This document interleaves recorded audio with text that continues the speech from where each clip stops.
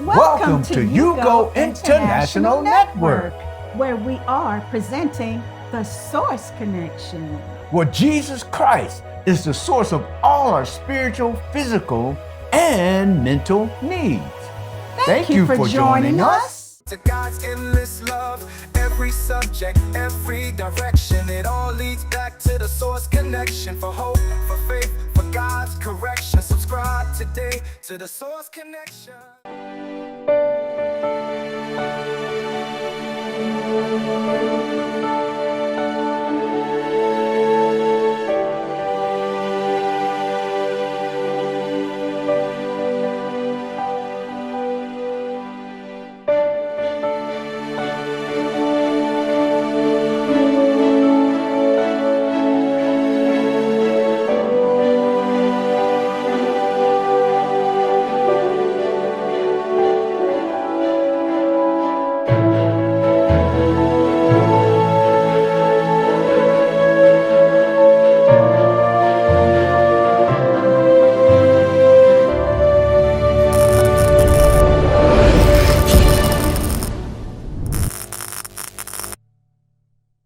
Well, our devotional thought today comes from the book of Proverbs. Hallelujah.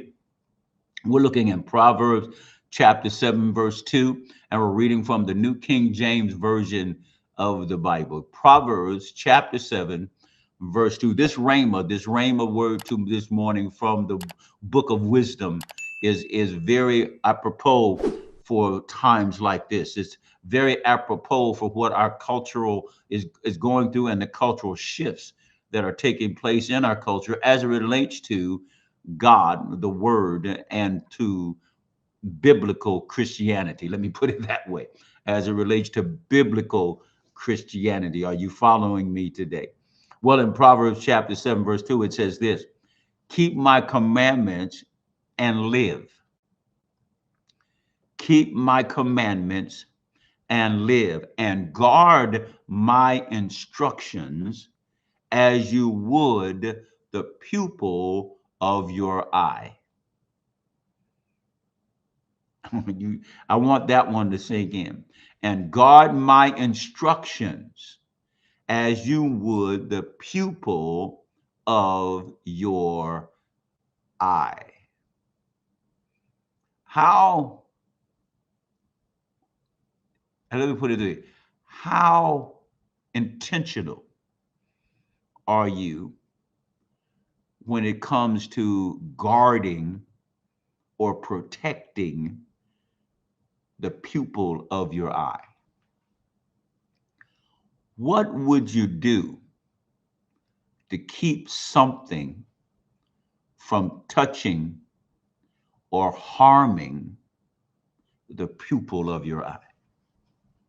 Is there anything in your thought process that you would say it's all right for that to touch the pupil of my eye? It's okay for that to be put in the pupil of, it's okay for you to stick that in the pupil of, is there anything? I mean, is there anything that you would allow to touch the pupil of your eye? Well, if there isn't anything that God is implying in the analogy, then we shouldn't let anything make us compromise, make us deny, or make us renege on obeying the word of God and following the word of God as I hide it in my heart and as I learn it and as I grow in it. Are you with me today? Because therein lies the challenge, I believe, of the day. Excuse me. Therein lies the challenge of the day. That there are forces out there, entities out there, seeking to discredit the word of God, seeking to deny that the word of God is actually God's word, seeking to invalidate its power and to question its validity and to denounce its authority. There are forces out there that are moving even within the walls of the church and from the pulpits of churches across the country. causing us to want to water down what God says, wanting us to explain away what sin is and what holiness is and what purity is, wanting us to dilute what God's expectations are for our lives in terms of living holy as he is holy. And we as his children, and we as those who have been called by his name, are somewhat sitting by casually and without effort, seeming to allow that to take place. Well, Proverbs comes along and reminds you and I that that ought not be our posture, that ought not be our position, that we ought to protect the word of God. We ought to defend the word of God, and we ought to declare the word of God as the word of God. Are you with me today? Not as some opinion, not as some philosophical theses, not as some declaration of man's ideal or imagination, but this is in essence the authentic, unequivocal, authoritative, undeniable word of God. Are you with me today? We've got to get adamant, my brothers and sisters, for in our postures and in our positions when it comes to the word of God. God's command in the Proverbs is keep my commandments and live. Listen, this word is the only thing that gives life, that is life, and causes us to understand what life is all about. Hallelujah.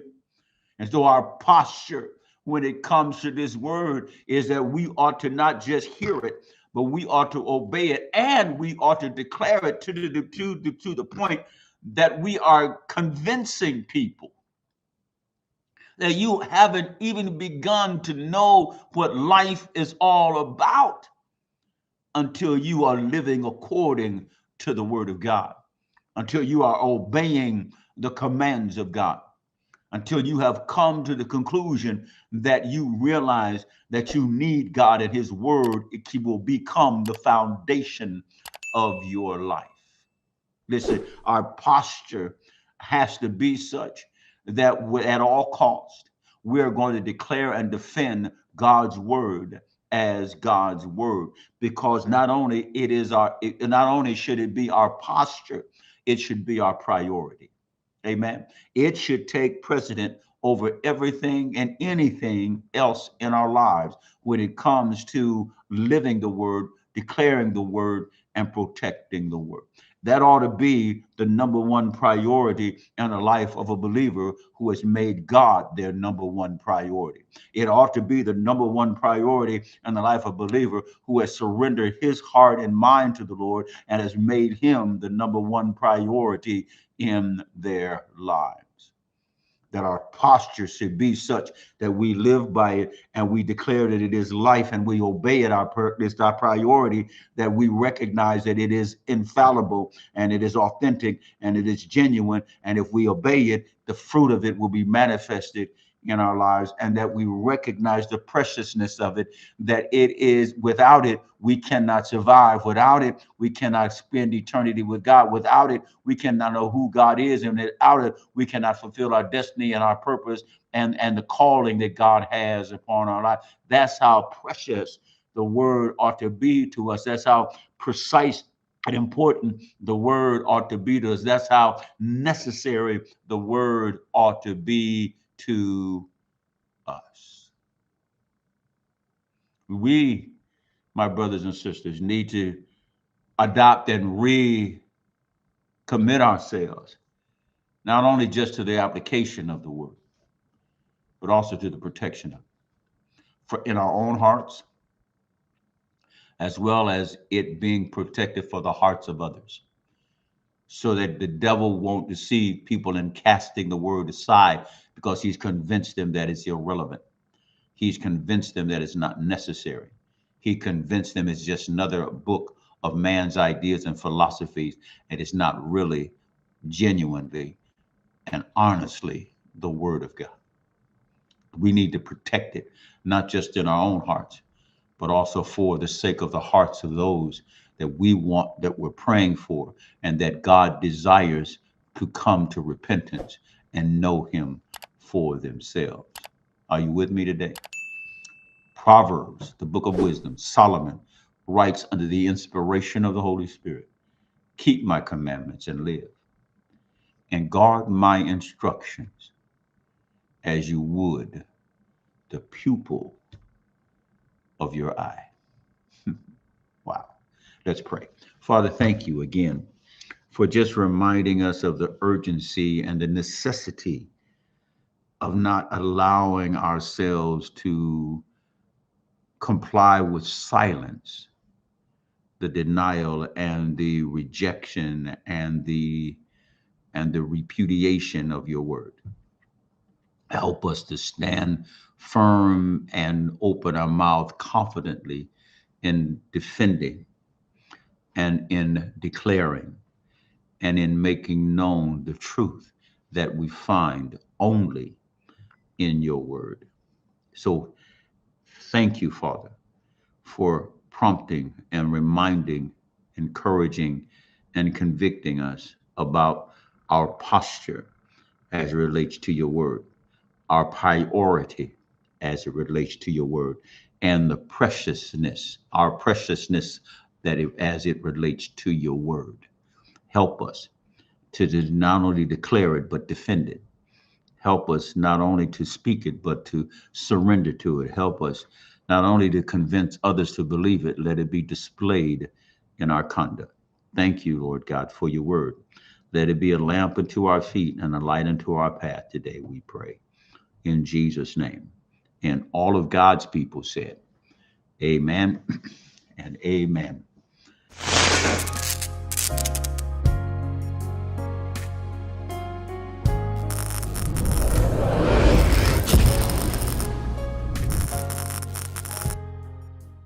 Until we meet again, Stay connected to the source.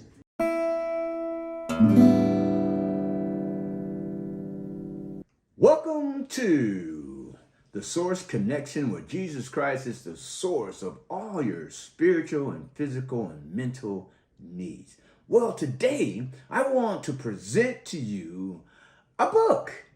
Yes, my book. Yes, I'm an author. And yes, my amazing wife is the co-author of Victorious Change. Yes, my wife Valerie helped me to write this book. My story became our story.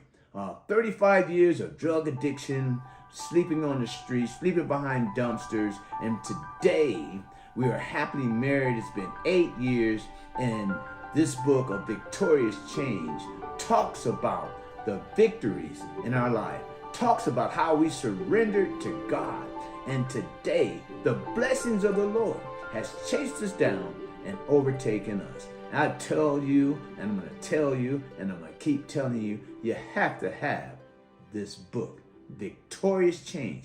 It will change your life.